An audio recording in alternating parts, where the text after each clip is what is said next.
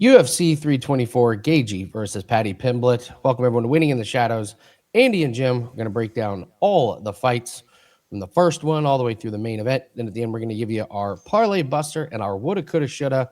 The fight that at the end of the night, we're going, why didn't we bet more on that? Jim, it's back. It's the era of Paramount, and they're setting us up with two back-to-back amazing cards. So you're as happy as anybody I know, to be back. Look at the look on his face. Uh, you've needed this back in your life. I just missed watching people get punched in the face. So I've been going to the school and working on extra, just getting punched because I miss it so much. It's so good to have this sport back. I can't wait to see where they're going to go with this Paramount deal. I hope the quality of the product improves. Just really excited to get going here this year. Wild to have this long of a break in a sport that we're not used to. Yeah. Well, let us get going here. We're going to start with Ty Miller, Adam Fugitt. Ty Miller coming in at a pretty big favorite here. We saw Ty Miller on Contender Series, and we liked him. It's the inexperience, though, that worries me in this one about him being that big of a favorite. Where did you land on this fight? Exactly where you just said is we like Ty Miller. We liked him on Contender. This number's insane for a debut. That being said, he should beat Adam Fugitt. Really liked what we saw about Ty Miller. Crisp boxing, keeps the head movement, really put the length on Drago. My heart still hurts that we didn't get a short notice call up yet for Jimmy Drago because I thought that guy really earned that short notice spot. Maybe he's just waiting in the wings, but Ty Miller put it on him. And the big problem that I have with Fugitt is that he's slowing down, and he was never fast to begin with. When I say slowing down, I just don't mean his hand speed.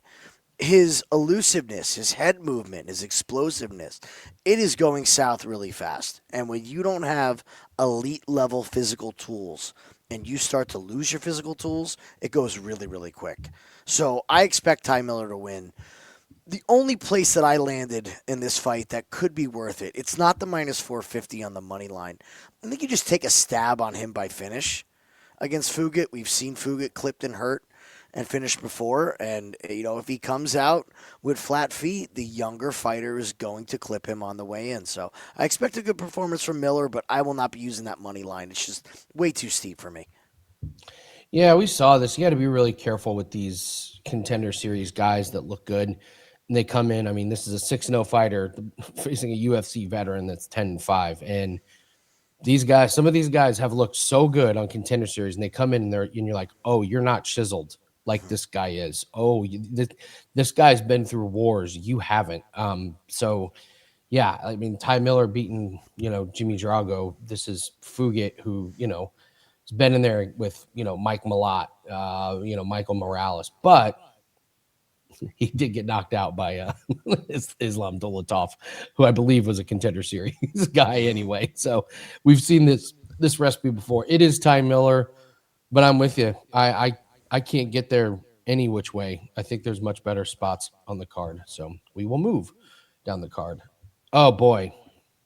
Ricky Turcios, Cameron Smotherman. It's not the fight we wanted. It is the fight that we absolutely needed to kick off Paramount Plus.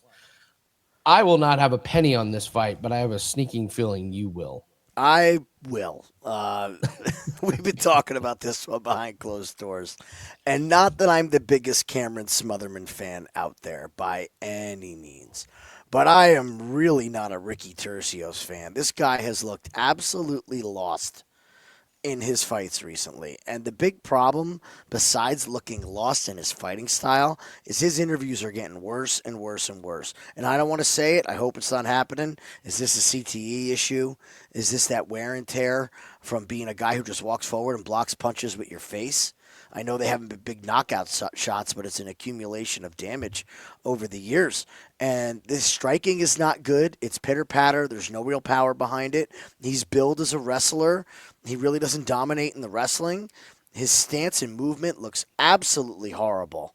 That's something I want to really pay attention to this year, is the way in which fighters move forward. And when you have a guy in a wide stance that moves forward and ducks their head down, that's their biggest defense, is to duck their head down. that only works for so long. And if anybody's trained, you know that when you duck your head, it's only a matter of time before you get clipped. That is not a sound strategy. This isn't boxing. Don't put your head down by your waist. Knees and flying knees and roundhouse kicks and front kicks are coming. So They're I think legal. Ricky's playing with fire. It's legal. That's right. Legal in the sport. The chokes are coming. It's all coming. I just think I really am gonna really hate myself if Cameron Smotherman just puts a beating on Turcios for 3 rounds, and I don't have money on it. I have to fade Ricky, and I will continue to do so. Even if he wins, I will bet against him his next fight because he will get a step up from Cameron Smotherman. You're talking me into it. You haven't gotten me there 100%. I got 2 yet, more but days. he threw us off the set with Jake Hadley, this Cameron Smotherman, who looked really good, and then lays a complete egg against City. Same sloppiness, not good punches, bad defense. Just looked like it was his second day on the job. And then he lost to Ricky Simone, but we got healthy Ricky Simone in that one. And I thought that was a really easy smash spot on Ricky for us. I'm certainly not betting on Turcios, and it is sad to say you're right. When you listen to some of these guys' interviews, you're going, "Oh no." So the pick is Smotherman. I have not bet it yet because I just think this is shit fighting shit, and I just don't really want to get involved in there. But it is Smotherman or nothing, even at the minus. I mean, Cameron Smotherman minus 192, and yet it's the only way that I could possibly see us. There's literally no upside to Ricky Turcios. You haven't seen one good thing from him recently. I mean, this is the guy that would he try to do fake shake hands with Raul Rosas? Do fake shake hands and then try to punch him and it backfired. So if you're gonna do that, at least make it controversial, make it work. Don't get your ass kicked after that. So It seems all right, like we'll move on. show. Yeah, it really is. We move on to Josh Hokit and Denzel Freeman. Been checking out some of the other YouTubers, the YouTube channels, and this seems to be the popular public dog. And it checks all the boxes. Oh, we love him in LFA. A lot of people on YouTube like to claim they know LFA. Oh, we followed him from LFA. I don't know about Josh Hokit. Oh, Denzel Freeman, Greco-Roman wrestler, trying to show all their chops. I got Hokit in a landslide. I'm not impressed with Denzel Freeman in the slightest. I watched this guy, this supposed amazing wrestler, get taken down in LFA. And if you're getting taken down in LFA, you're getting taken down against Josh Hokit unless you knock him out. This fight in the UFC debut was horrible. There was just a lot of kicks. There was little to no action. Showed, to me, no promise of trying to get the finish. And you're facing Josh Hokit, who I was terrified that his shtick was gonna get old real fast on Contender Series, and I'll give him credit. He did good with his shtick after his first fight. He did not like the leg kicks. That's a little bit of a worry, but I just don't think he's going to eat too many leg kicks. I think he's going to rush in on Freeman. This guy is a touch undersized, but he makes up for it with speed. We've seen his power, especially his power on the ground. And I think if he gets on top, I don't think Freeman can get out despite the wrestling thing. Like how many times we've seen a wrestler, yeah, they look good when they're on top, but when they're on bottom, it's a whole different animal. And I do not worry about his cardio. I watched him in his, I know it was his very first fight, but he went all 3 rounds and, got the finish there. Got the win in the second round of Contender Series. I just don't think Freeman's the guy to really push him, to really get him tired, unless Freeman just goes all in on the wrestling and surprises Hokit, but I don't see any surprises here. I have Hokit, and I also believe that one of the themes you and I talked about is what does UFC want to happen to start this year off? And Hokit is marketable. He's unique. He's a character. Let's just say his views may or may not align perfectly with the head of UFC. So I think this is a little bit of a setup fight. I'm not a Denzel Freeman guy. What do you think? I agree with everything you said there. Okay. Everybody can give Freeman his flowers for the fights that he had in LFA, and the same thing, tongue in cheek. They're like, "Well, Josh Hokit hasn't fought anybody." You really look at these guys' records, and you think their level of opponent is so drastically different. They're fighting the same bottom of the barrel. It's a great side by side comparison. If you do your tape, if you put the numbers out and you do your tape study and you watch the two of these guys fight, they both have fought bad levels of competition. Let's be real here. And this is me being on Josh Hokit. It doesn't matter. They both stink. It's just bad. It's pathetic, some of the guys that they fought. And to say, like, oh, I've seen Freeman throw guys across the ring. He ain't throwing Josh across the ring. And I love what you said about the cardio, because it's not the fact that we have one round 3 fight where he made it to round 3. It's does he pass the eye test? And Josh Hokit turns things up as they get going. He's almost, I wouldn't say a slow starter, because he started quick against who he's fought. But by the end of round 1, he's turning it up. And he gets up and bounces up back to his corner. Now, we just saw Freeman have to pull in the reins at the end of round 1, soaking wet in sweat, in a fight that was not competitive at all. Also, let's keep in mind that last fight that Freeman had was a short notice fight where we didn't know either of those guys were on, That's right? true. It was one of those that was added that week. So do you think Dana was like, hey, guys, Freeman's available. We got to get this guy right now. Get him on the card. We got to have him, right? We can't lose out on Denzel Freeman. It's like the Giants with John Harbaugh, right? Got to have him. No, this isn't that situation. They needed a fight. They got these guys in. They got it done. But they're not bringing Freeman in to beat Josh. They are using Freeman as cannon fodder, and you nailed it. This is a thing this year. We talked about how this used to be the way in PFL, and the UFC has adopted this mindset with these not young, but like less experienced prospects, only 7 fights, where they're going to build these guys up, and they have to with this Paramount deal. They need names if they're not going to do pay-per-views. They need names, and Josh is going to be a name. So I think it's Hokit. We had talked about finish. It is possible. I think it's ending up being either KO or a decision, more so at this point. I don't see any submissions going on from Josh, but yeah, I don't buy into the Freeman hype this week at all. I could see a ground and pound type finish. So, the Giants. By the way, I mean, I have to say I got to give the Giants all the credit in the world. They used a business strategy. If you know who you want to hire, you don't let them leave the building. Mm-hmm. And they got John Harbaugh, and a couple days later, all of a sudden, the Bills' job and coaching Josh Allen is open, and they wrapped him up.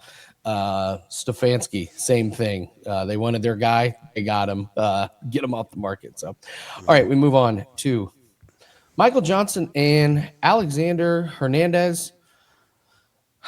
I think I know who I like in this fight, but these are just 2 fighters that I have not done well on. If you pulled up, money that I've bet on these 2 guys, there's no chance that I'm profitable on either one of these guys, mostly because of Alexander Hernandez. The only time I know I really won was Michael Johnson knocking out Otman Izatar, and it still took him to round 2 in a fight that he was not looking very good in.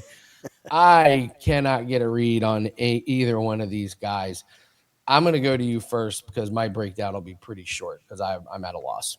Well, my breakdown is going to be short too because it's like you were in my head because these are the exact thoughts that I had. Is I haven't made money on either of these guys. I have tried to fade Alexander Hernandez, said he was a washed fighter, and what has he done? He's come back and cost me money. What, 3 fights in a row? What's the win streak for Hernandez right now? 4, right? 4, 3, yeah. What? I mean, not like the most I've tried to fade him in the world. Yeah, but I've tried to fade him against Austin Hubbard. I bet Austin Hubbard live, lost it. Hollowell get him. Nope. Chase Hooper, well, that ended bad. And then Diego Ferreira, he knocks out Diego Ferreira, the eternally tough guy, a veteran. I'm just not in the business of either one of these guys. Is this a fight doesn't go? It's the only other thought that I had on this. I don't know. I'm going to lean Alexander Hernandez because I think he's figured out a few things.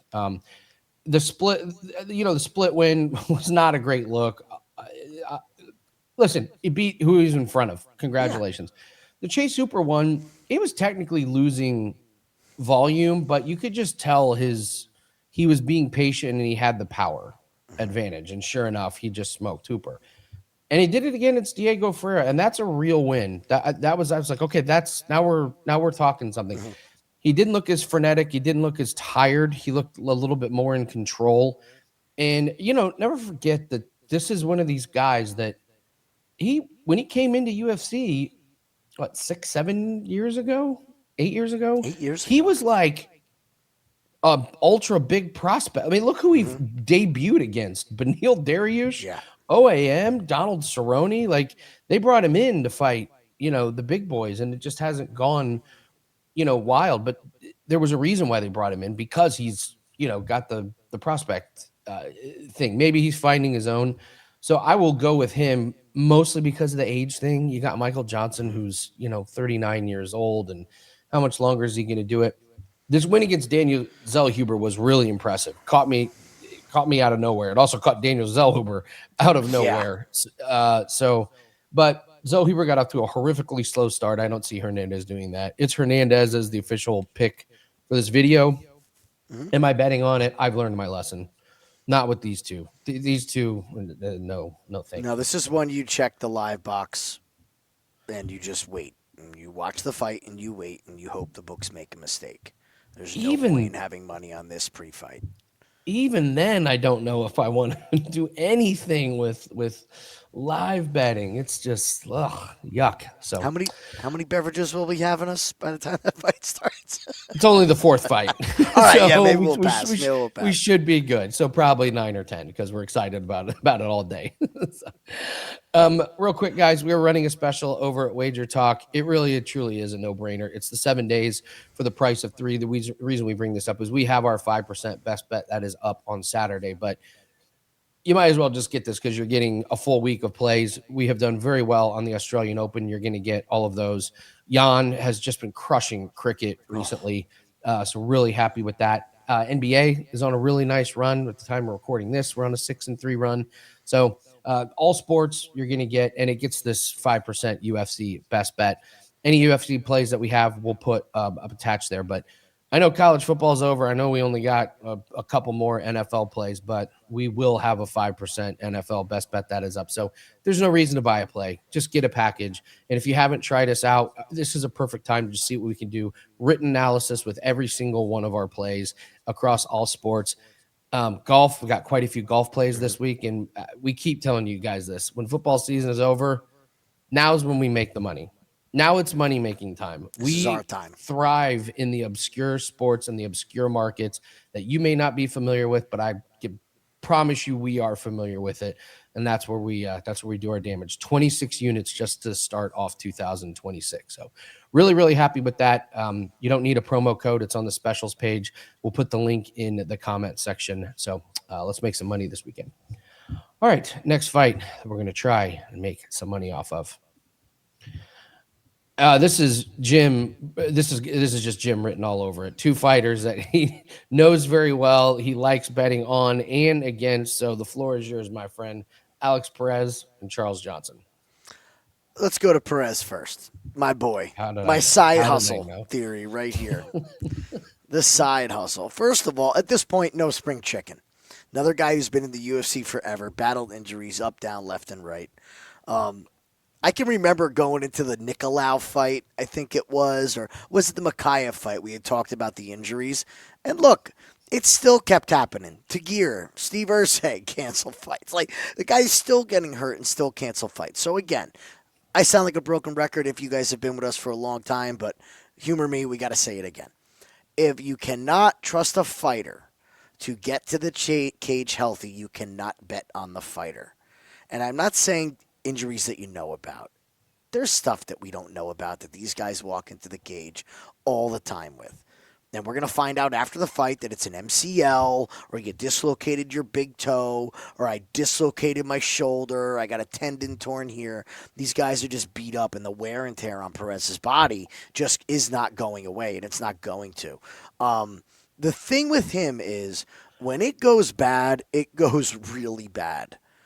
This Almabayev finish in round 3, absolutely great showing by Almabayev. Perez was game in that fight, but it played out exactly as I thought it was that at some point, Azu was going to take over. Now, I didn't see him climbing him like a tree and choking him unconscious, but that's the thing with Perez. When it comes to fighting a submission, the guy takes his ball and goes home.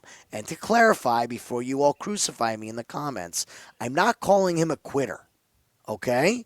He's still a cage fighter that I respect, but he doesn't fight off these submissions the way you want to see some of these guys fight off. It's almost like a fight or flight, and he chooses flight.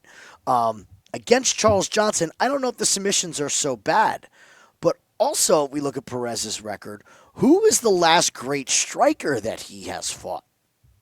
It's not Almabayev. It's a really good point. Oh wow, you're absolutely right. I mean, grapplers, right? But yeah, they really have grappler.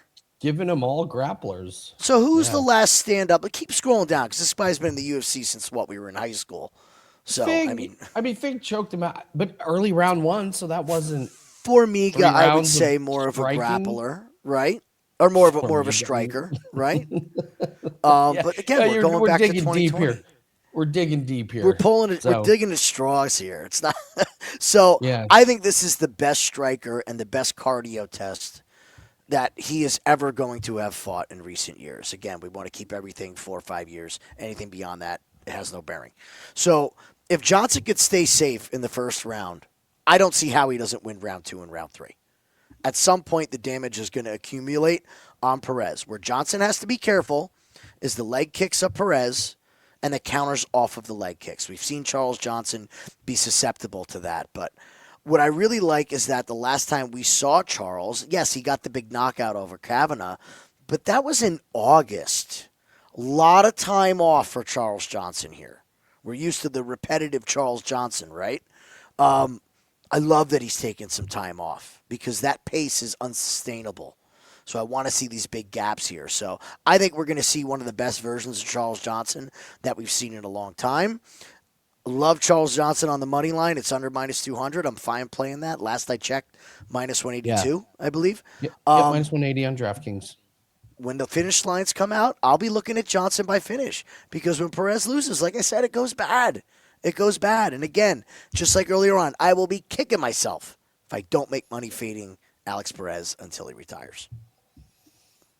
It's a tough one for me because I can't argue with anything, and then I just look at Perez and I go, yeah, but he was looking good against Almabayev. Like he was holding his own in the first round against Tyra. He knocked out Nicolau, who was half asleep and still maybe half asleep, no chin. And Bukauskas, that was he was able to fight off a bunch of submissions, but Bukauskas does get him, and that he got his. He's actually lucky his head is still attached to what Pantoja did to him. I mean, rear naked choke is putting it lightly. That was your one step away from your head coming off your head. But what is this Tyra injury? Almabayev and Pantoja, they were all on his back, like standing up, I believe. Mm-hmm. So there's issues there. I'm with you. I'll go with Johnson. I mean, he didn't look all that great against Kavanaugh. He was pretty lucky, I thought, to get that knockout. Kavanaugh was winning. Yeah, Kavanaugh was winning and just made a really boneheaded decision, but give Johnson credit. So, yeah, I guess I'm not as confident as you, but if I have to pick something, it's going to be Charles Johnson. We move on to Krylov and Bukauskas here. This is I'll lead us off on this one. I just have never seen anybody completely lose their chin and durability and then get it back. Like once it's gone, it's gone. This isn't like a gallon of milk where you can just go to the store and get another one when you're all out. Nikita Krylov his chin is absolutely straight toast. He disappears, he disappears off the face of the planet for a while, and he comes back, and there's crazy rumors about what he was doing. And this is a guy that has a million fights on his record anyway, 41 professional fights. Rumor was he was in the war. No one can really account for him. And he comes back and he gets sparked by Reyes on one punch. And then Bogdan Guskov drops him. So I think Nikita Krylov is absolutely done. You want to talk about wear and tear? I think he's completely done. I've got Bukauskas winning this one. And I mean, Bukauskas has knocked out two guys in his last three that have major durability issues, and he's done it in the first round. Paul Craig, that was a easy win on Bukauskas to win inside the distance. We bet on him to knock out Figueiredo. Easy win inside the distance. So I'm looking here at the lines. Bukauskas is only minus 148. Jim, I can't believe that.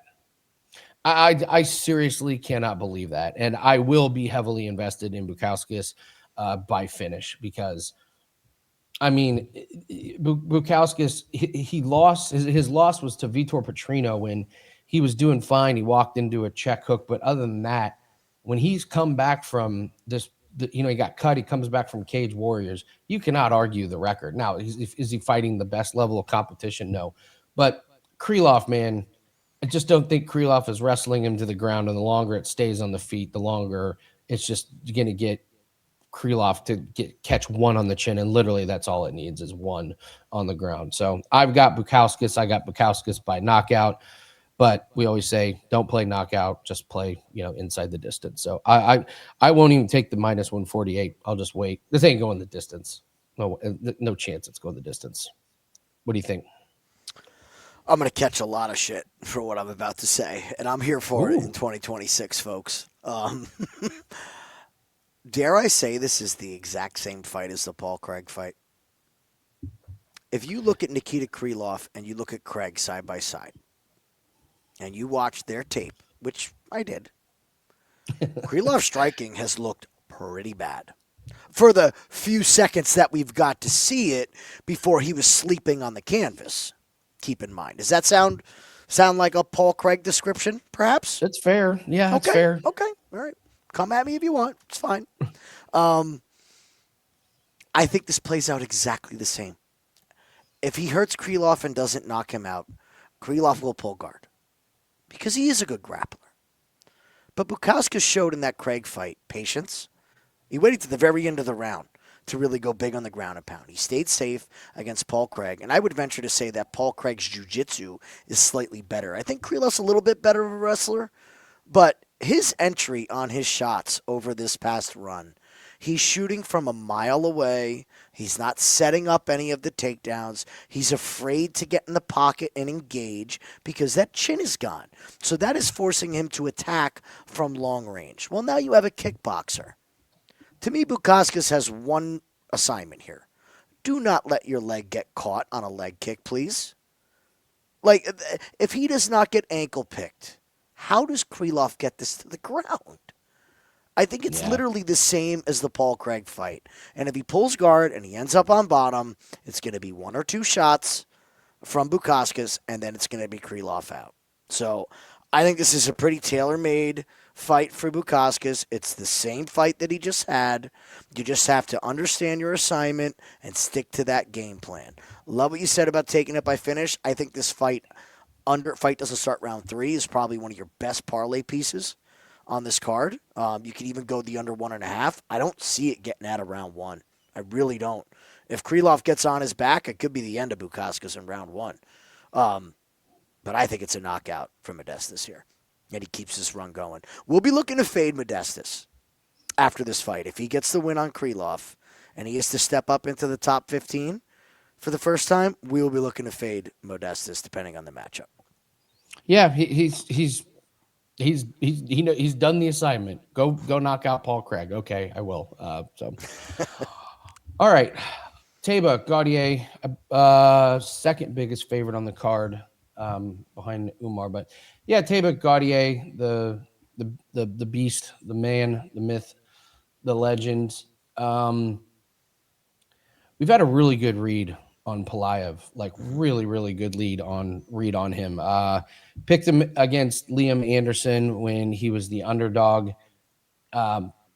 really faded him hard against Christian Leroy Duncan. And then one of the sizable live bets that we've made, or I've made, was against Nick Klein, when Nick Klein tried to empty the gas tank early, and it didn't exactly work. So my read on Pulyaev is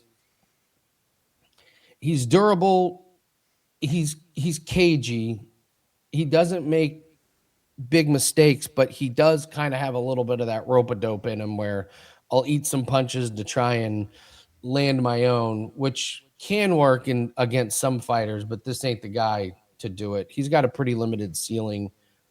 Pulyaev could be a really good like contender series gatekeeper type guy. Like okay, you got a young up and coming fighter. All right, put him in against Pulyaev. But to me, this is to me, this is a showcase from Gautier. I don't see a world in which he doesn't absolutely spark Pulyaev. So I'm trying to find any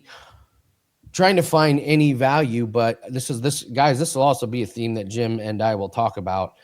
I can't be scared to lay some of these big juice numbers. It's worked for us in other sports. And I mean, like, you can't play minus 900. I don't know. I just don't want to leave UFC 324 without making money on Gautier somehow. So what's the way we're going to do it here?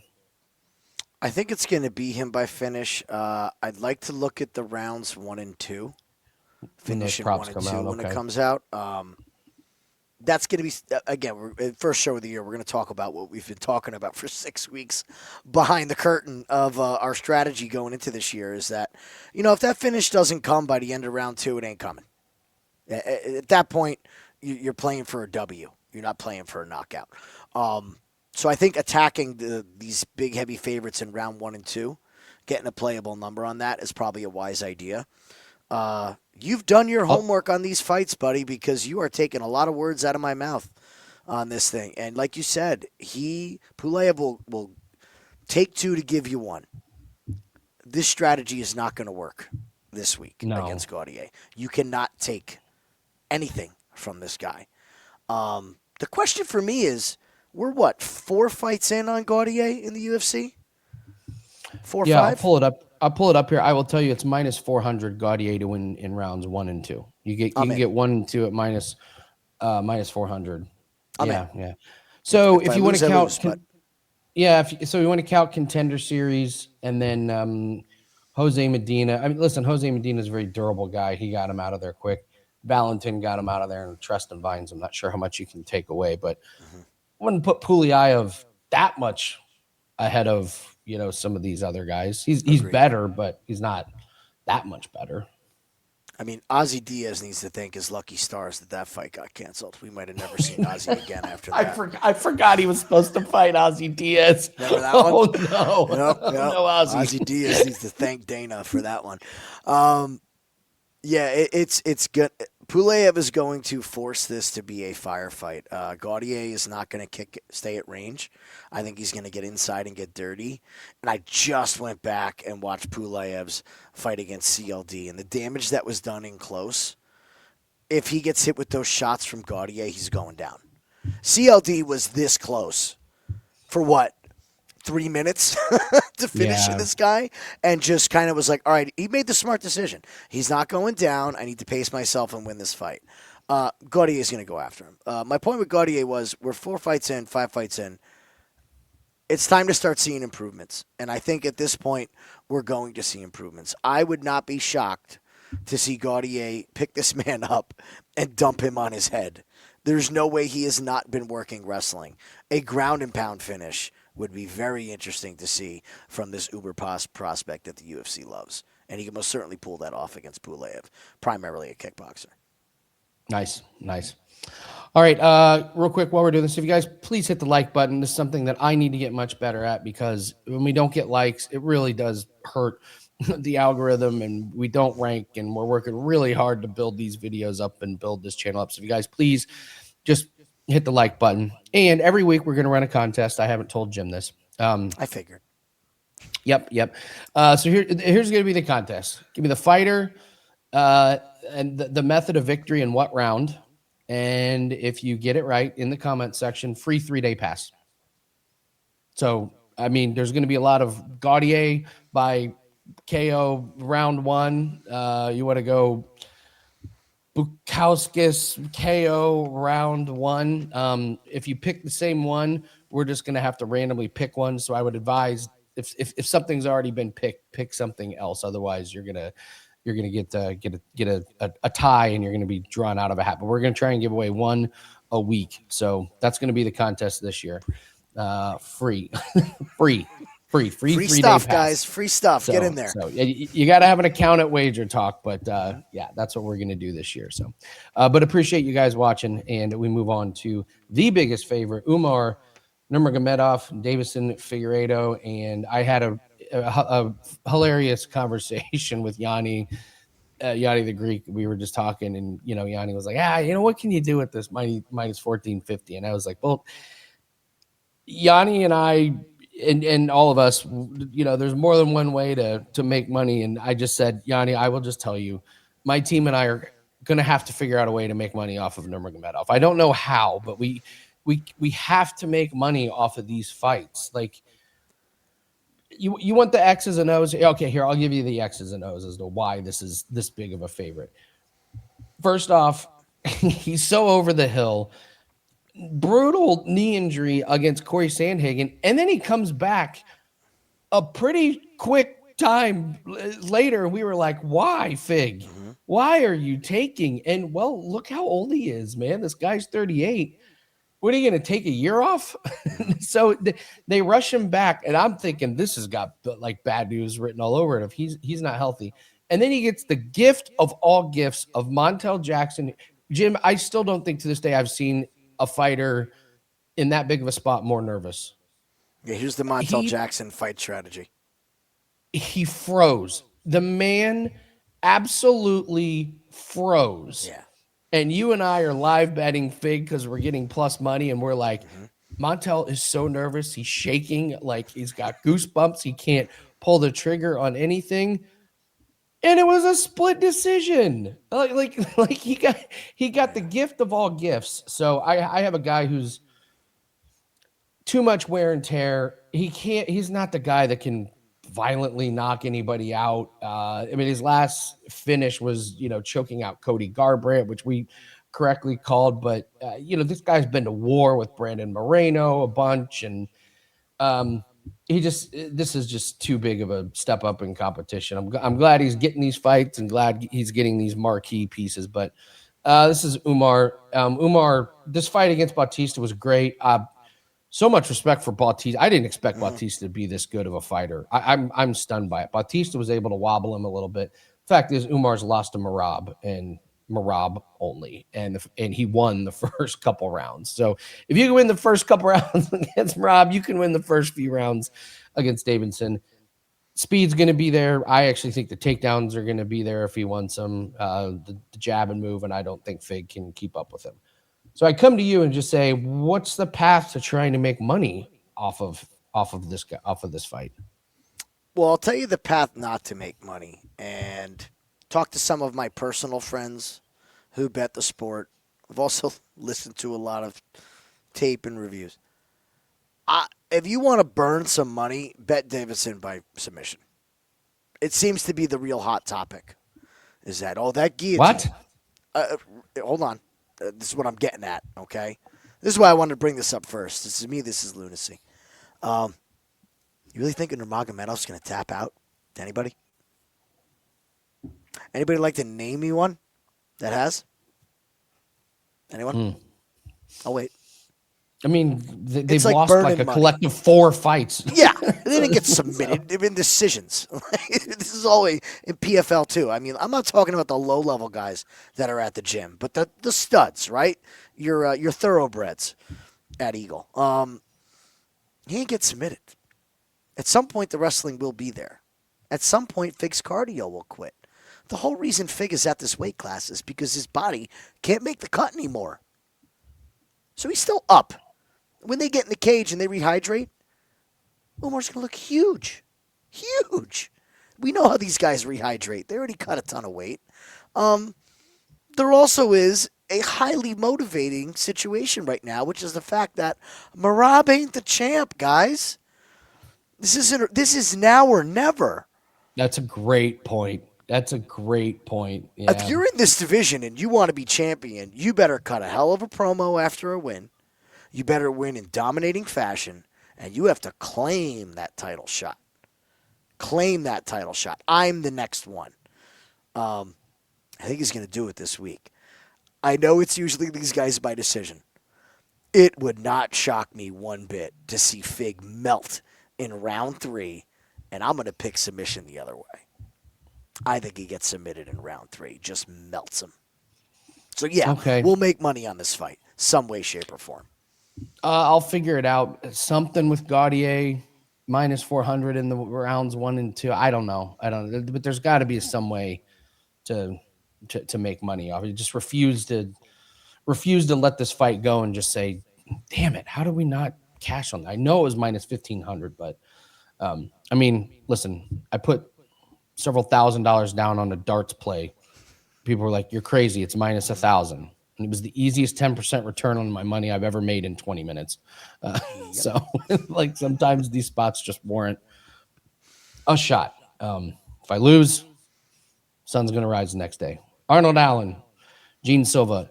Boy, this Gene Silva, this is taking on a whole new feel with him. We've done really well in making money on him. What do we do with him right now, Jim? I'm coming to you first because this fight is really truly fascinating to break down. You could talk me into a bunch of different ways of how this fight goes down. And by the way, Gene Silva, the massive favorite, favorite. Yes, Close that to changes -300. everything. That changes everything when talking about this fight. Having Gene Silva be a massive favorite after a loss. So here's where I'm at with these two guys. I don't think anybody's going to be happy after this fight. I feel like this is the fight where the most money is lost, especially with Silva being a massive favorite the way he is. I have huge questions about the fighting nerds in 2026. We need to let go of the fighting nerd streak from last year. Ruffy left the gym. Kaio had his chance and blew it. Silva had his chance and blew it. The women look like crap in their fights. Lost. What is going on at the fighting nerds? They started the year really hot. We made a ton of money. Okay? But when you see a flagship guy like Ruffy leaving the fighting nerds, something is up. Your best guys don't leave like that. Kyle looked like shit in his last fight. Like Silva's not measured. So you're saying something's up. Now I could be dead wrong, okay? And Silva is going to knock out Arnold Allen, but I'm not going to pay to learn it. Why do I have to make my donation to the books to learn, find out if I'm right or wrong? It's a long year, guys. We're going to get 3 more fights out of Gene Silva this year if he gets this win. Maybe 2 or 3. Arnold Allen, just perennially like underwhelming. Okay, I thought Silva was doing great against Lopez. Would Lopez have looked the same way against Arnold Allen? Probably. Probably would have won that fight. Arnold Allen always leaves something to be desired at the end of every fight, where we're waiting for this guy to take the next step. Now, if we go to his age, scroll on up for me. 32. A little shocking to me. I expected him to be 30, 29, around that. I didn't realize he was already 32. The fact that this guy always goes to decisions most of his fights, it's a lot of damage, and he wears damage bad. And against a guy like Silva, that could swing this fight. One bad cut, one bloody nose at the end of a round. We saw that last year.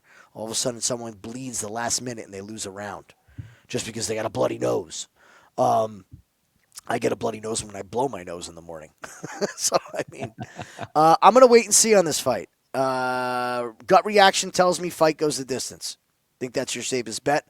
I will not have $1 on this fight before it starts, and I will watch it live and see what I can do with it. Not picking a side. I want to know what's up with these fighting nerds. Be careful with your bankrolls to start this year, folks. Yeah, I would like to go back to Gene Silva because he certainly has the upside, but there's just a few things I don't like. I don't like how he shakes hands and daps guys up and, fist bumps in the middle of fights. It is who it is. It is who he is. I think I just have to accept it. I don't like it. It looks weird. I think it throws off the pace. Maybe it throws off the pace of the other guy. So maybe maybe there's something there to that one. There was just some real venom between him and Diego Lopez, and it was an uncharacteristic, wild performance from him. I mean, there was bad blood between him and Bryce Mitchell, but he was controlled. He on purpose was not knocking him out so he could submit Bryce Mitchell. Like how diabolical was that? Like, no. I could knock you out, but I'm not going to. I'm going to beat you at your own game, and I'm going to ninja choke you. And Melsick, he played with his food and then torched him at the end of the round. Dober put that massive cut on him and sent Charles Jourdain into the nether realm. But with Lopez, there was just something. It was too uncontrolled. It was too uncontrolled for me. Fight. You remember that? What's that? Their camps got into a fight before the fight backstage. Yeah, it was a little too much. It was just it was a little too much, and he was doing good. There were some really good moments between both of them, but here's the thing: does Arnold Allen have that upside of Diego Lopez? I don't think so. Was Arnold Allen going to throw that spinning back elbow? I don't think so. I think Arnold Allen is a point fighter at this point. So, okay, what are his wins? Giga, who's pretty much washed, loses to Evloev, loses at a boxing clinic to Holloway, but Holloway does that to everybody. One of our best bets of the year, Max Holloway over him. Oh my God, that was that was a gift. Calvin Cater, the knee injury, and then he got the win against Dan Hooker, but now you're looking at Nick Lentz and Sadiq Youssef. So I will pick Gene Silva, but I'm with you. I think I'm not willing to pay this minus 300 or whatever. And I think a knockout's going to be tough to come by for Gene Silva because Arnold Allen can measure the distance but I'm with you. The fighting nerds are kind of off limits at this point until further notice. So maybe we get a good. The only way that I'm going to live bet is if I feel like Arnold Allen is pulling ahead because I'm not going to get a good read on Gene Silva because he's already the favorite. If he starts off good, he's going to be minus 700, minus 800. The only way you're going to be able to live bet it is Arnold Allen if you think he can outbox him. So, all right, we'll move on to. I continue to say that I think Natalia Silva has the highest approval rating of any UFC fighter on the roster. Name one person that's like, who I really don't like? Natalia Silva. Who annoys me? Natalia Silva. You know who I don't like? The really cute girl that puts on exciting fights and is super fast and likable and has a great smile and can box for 30 straight minutes. I think she's the most likable fighter on the roster. I can't think of one other person that's got that high of an approval rating. But she's also a cash cow. This girl's an absolute wagon, and she'll be the easy pick for me. I'll let you do the X's and O's, though. Yeah, I think Natalia Silva paid for my son's birthday last year. How much we made off of her. She's just great at everything. So here's my big question with this fight. Natalia's ranked number 4. Why the heck is she fighting Rose, who's ranked 9 in this weight class?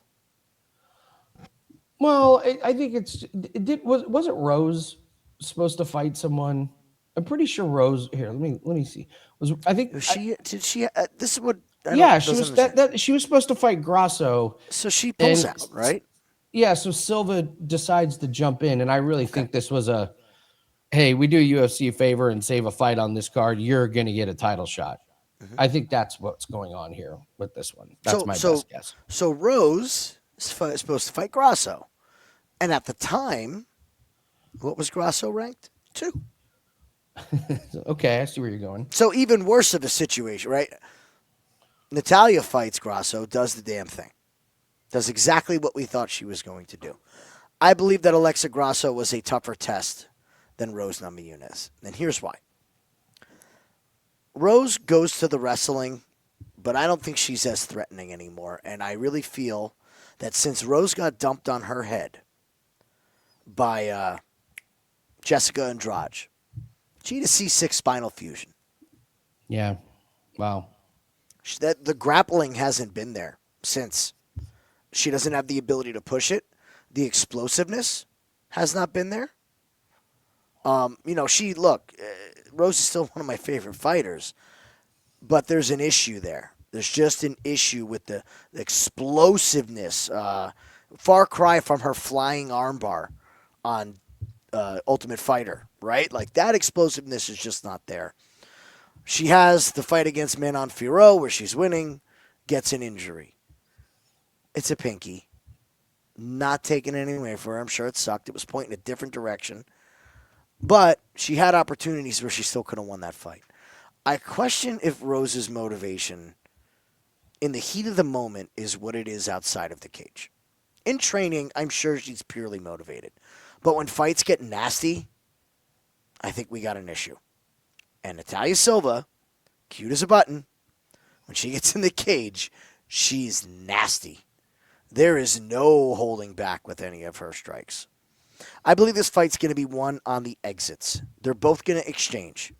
Now, on those exchanges, Rose has a habit that as she gets tired to try to be long and leave her hands low and use her head movement. And I would be terrified of the kicks of Natalia Silva on exit. If I see Natalia Silva throwing a kick at the end of her combinations and exchanges, it's bad news for Rose Namajunas.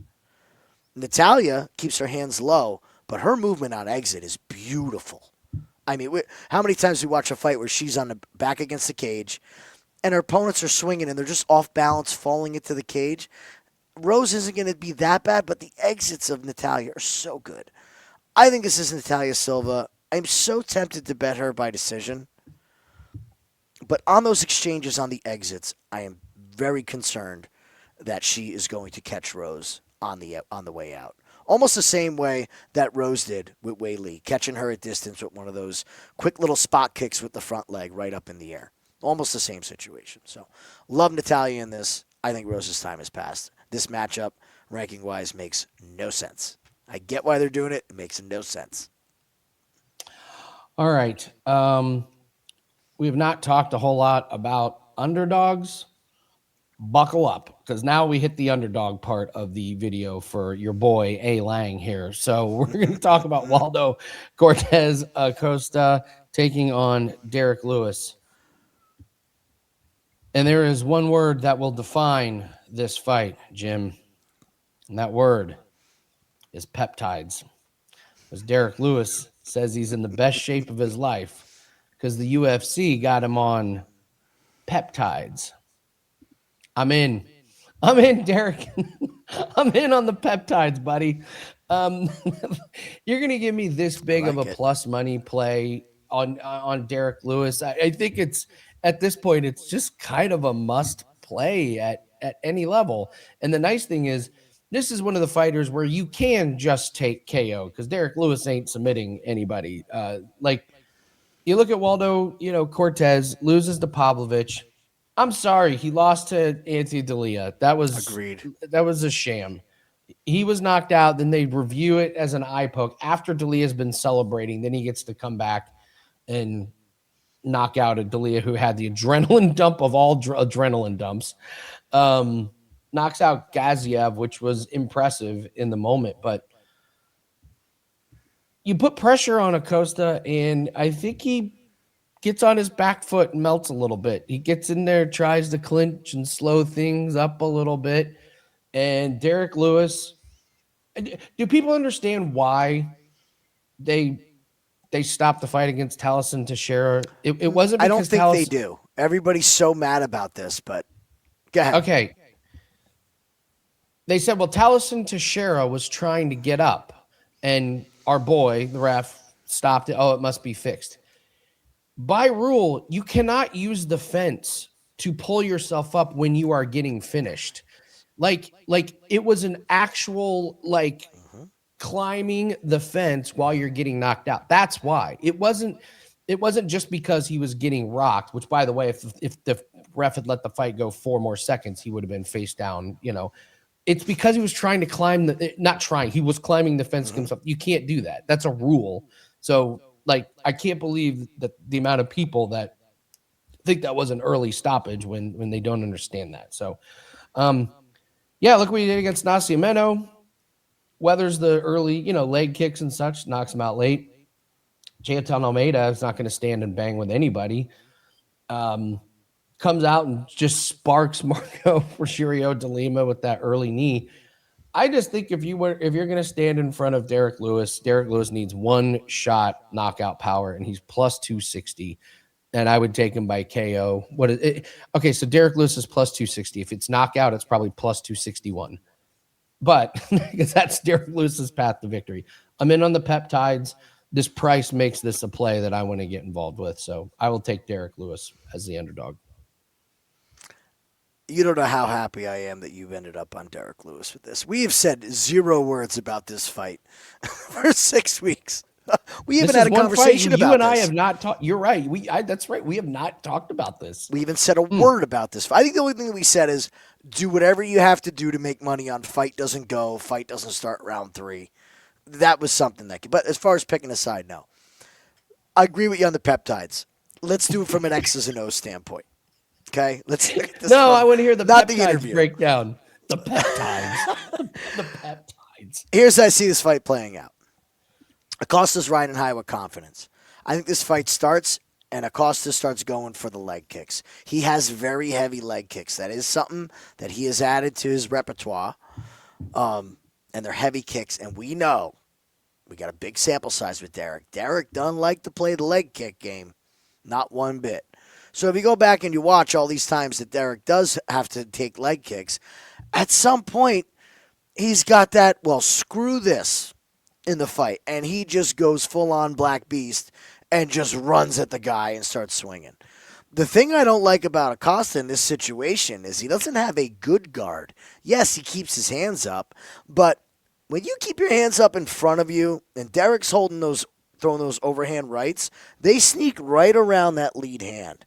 And there is something different about being hit by a Derek Lewis punch. It doesn't have to land clean at all. I'll bring up another elephant in the room about Mr. Waldo here. He takes this short notice fight against Shamil. Soon as they announce this, absolute nightmare situation for Shamil. Absolute nightmare. Yeah, that's right. He goes from fighting Usman to fighting Acosta. You can't have 2 more different builds and styles than that. He's thinking, I can wrestle this guy. I can sit on Usman. I'm going to take him down. Now what does he get? A speedy power puncher. And you could tell as soon as that fight started, about 10, 15 seconds in, you're like, Shamil has no idea what he's doing. And his hands were out like this. Trained for this. And he just nailed him with that right hand. It was a nice left hook to right hand, I believe, combo. But it was just, Shamil was just lost. Total style change a couple days before the fight. So he gets that benefit. I think this is going to be Derek again. It's going to be another y'all must have forgot moment when the knockout king puts another guy down. And honestly, I'm here for it. I really would love to see Derek get one more. Start this year off with a Derek Lewis post-fight interview and make us all quite happy. And, give us the dog, buddy. Dog on this part. All right. We move on to Sean O'Malley and Yadong Song. I like Yadong Song in this one. I'll get us started. Since the line surprises me. Here's why the line surprises me. I thought Sean O'Malley would be like a minus 400 on this one. Public perception. Oh, Sugar Sean. Welcome to the Sugar Show. Whatever. However long ago that was. To see minus 205, I was really, really surprised about this, and it really hasn't moved that much. But don't be surprised if Song Yadong wins this. And here's the path to victory. Sean O'Malley just is kind of over fighting. This is a guy that has a lot of money outside of UFC. He's probably one of the fighters that has more money that he makes outside of UFC than he does in UFC. He's even said, this may be my last year fighting. So, okay, Jim, I have been told that Sean O'Malley, this dynamic knockout striker. Okay, well, I saw Marab make mincemeat of him. He had a pretty decent performance in the first one, but again, I don't see a knockout. Marlon Vera can't get a knockout there. A really nice punch from Aljamain Sterling. Sterling came in way too fast.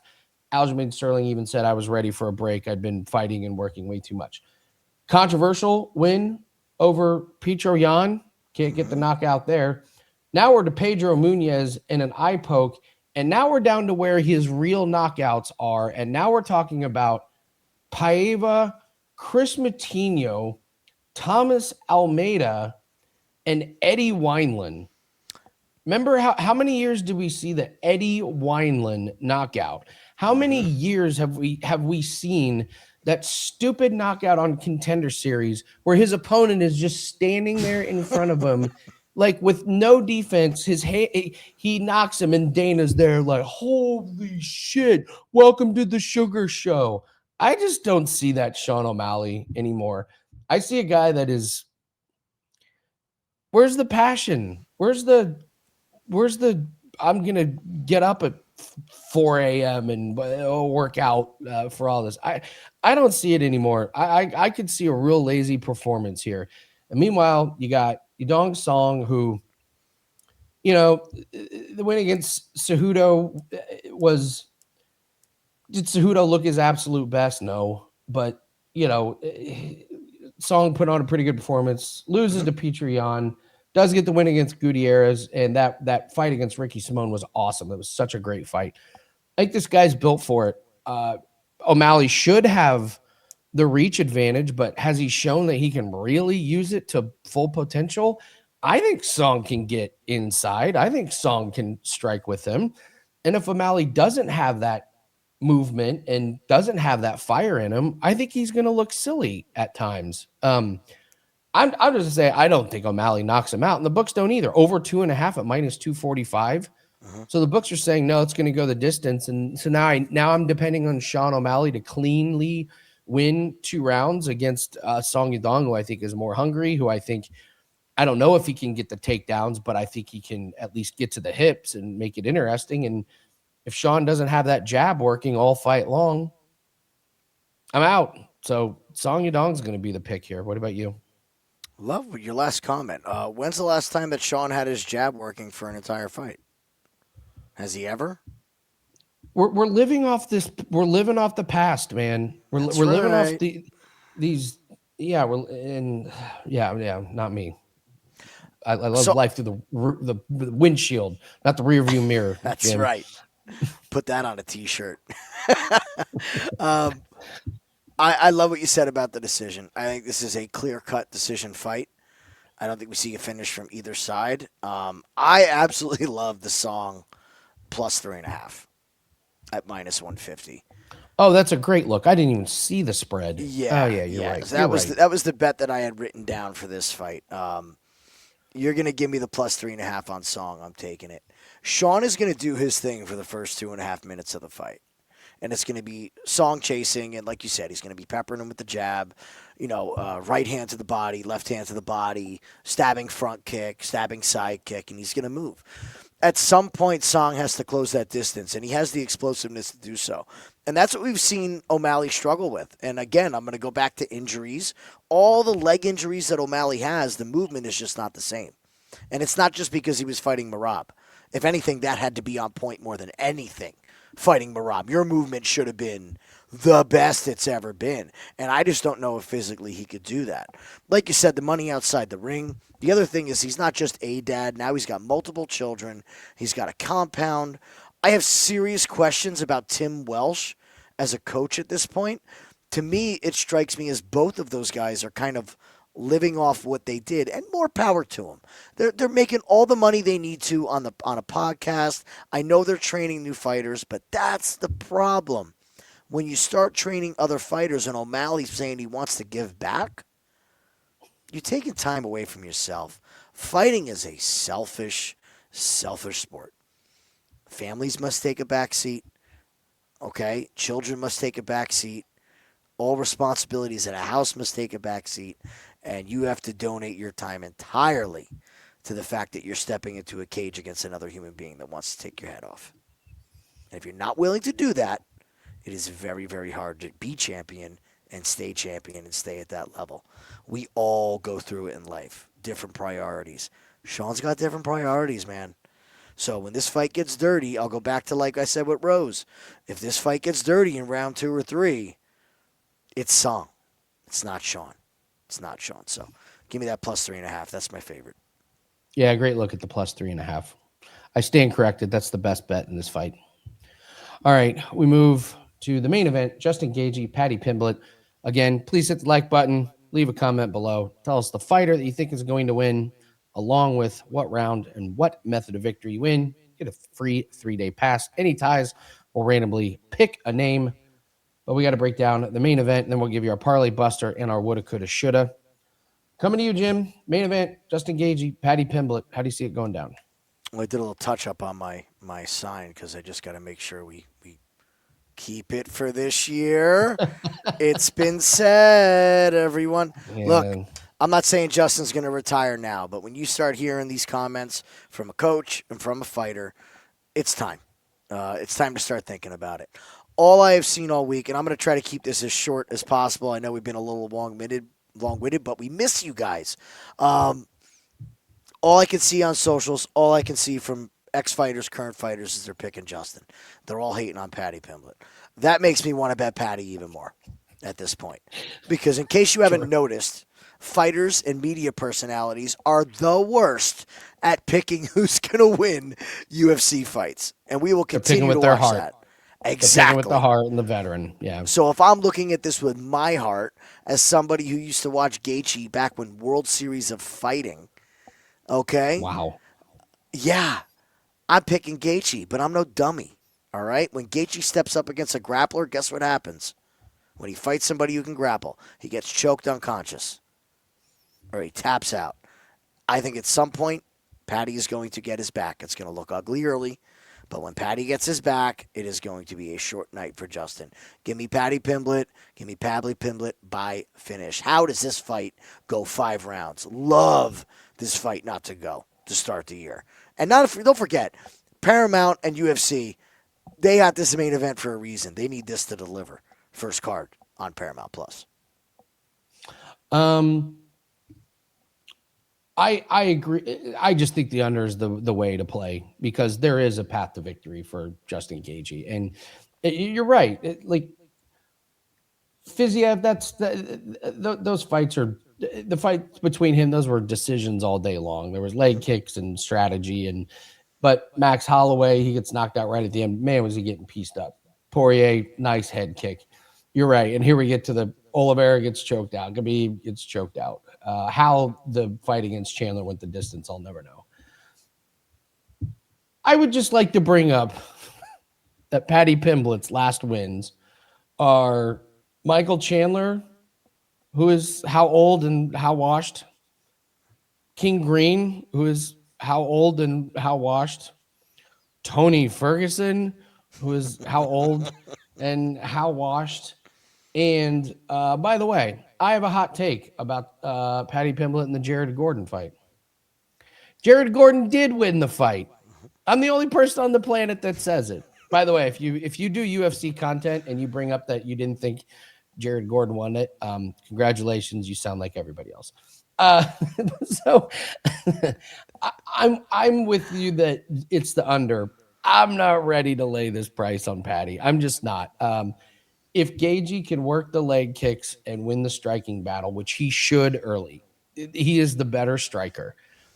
He could get some damage done to Paddy and he could make things a little interesting early. But you're right. Once Paddy gets to his back, once Paddy gets it on the ground, it should be elementary, my dear Watson.